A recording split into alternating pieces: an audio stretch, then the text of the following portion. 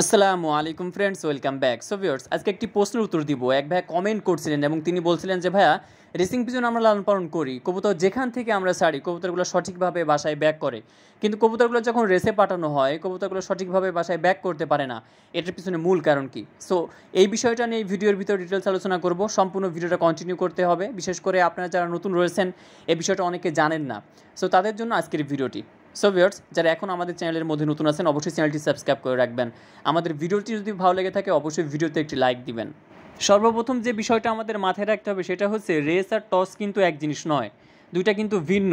কারণ আপনি যখন আপনার কবুতরগুলা টসের জন্য নিয়ে যাচ্ছেন, যখন আপনি ছাড়াছাড়ির জন্য নিয়ে যাচ্ছেন, এখানে আপনার কবুতরগুলো রয়েছে শুধুমাত্র 10টা বা 20টা কবুতর। সো আপনি যখন ওইখান থেকে ছাড়ছেন কবুতরগুলা টিম একটা দল বেঁধে আপনার বাসায় ব্যাক করছে, যার কারণে কবুতরগুলো হারানোর চান্স অনেক কম থাকে। কিন্তু যখন আপনি কবুতরগুলো রেসে পাঠাচ্ছেন সেখানে কিন্তু একটা দুইটা কবুতর থাকে না, কয়েক হাজার কবুতর থাকে।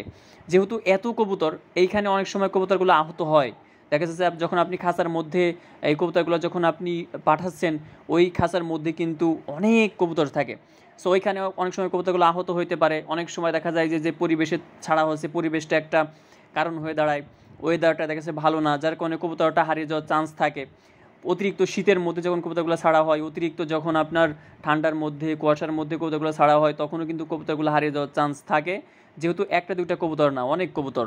ঢাকার যেসব ক্লাব রয়েছে এইসব ক্লাবে যে রেস হয়, এই সব রেসে কিন্তু এক দুইজন ফেন্সিয়ার কবুতর দেন না, কয়েকশো ফেন্সিয়ার কবুতর দিয়ে থাকেন। সো তাদের ভিন্ন ভিন্ন কবুতর বা কবুতরের ভিতরেও কিন্তু একটা সম্পর্কের বিষয় আছে। আমরা যখন আগে কবুতর কালেক্ট করতে যেতাম, কবুতর কিনতে যেতাম, বাজারে ক্রয় করতে যেতাম, আমরা দেখতাম ওইখানকার কবুতর যখন আমরা আমাদের বাসায় নিয়ে আসতাম, আমাদের বাসার কবুতরগুলো ওদের মারতো।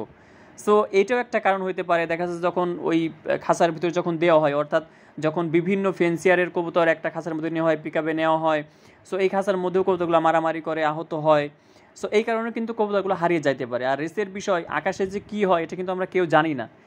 সো সেইখানকার একটা অবস্থা, সেটা কিন্তু আমাদের মাথায় রাখতে হয়। এখানেও আমাদের বুঝে আসা উচিত যে ওইখানেও কিন্তু বড় ধরনের কোনো সমস্যা হয়, বিধায় কিন্তু কবুতরগুলো হারিয়ে যায়। তা নাহলে আমি টস করলাম, আমার কবুতরগুলো আমার বাসায় ব্যাক করছে, কিন্তু রেসের সময় কেন হারিয়ে যাচ্ছে?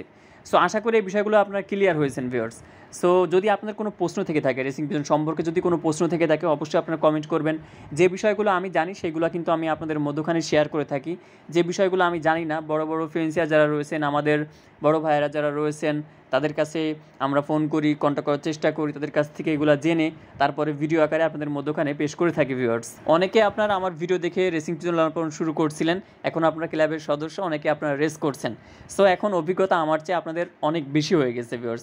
সো অবশ্যই কমেন্ট করবেন, আপনাদের বিষয়গুলো নতুন ফেসদের কাছে জানানো জরুরি।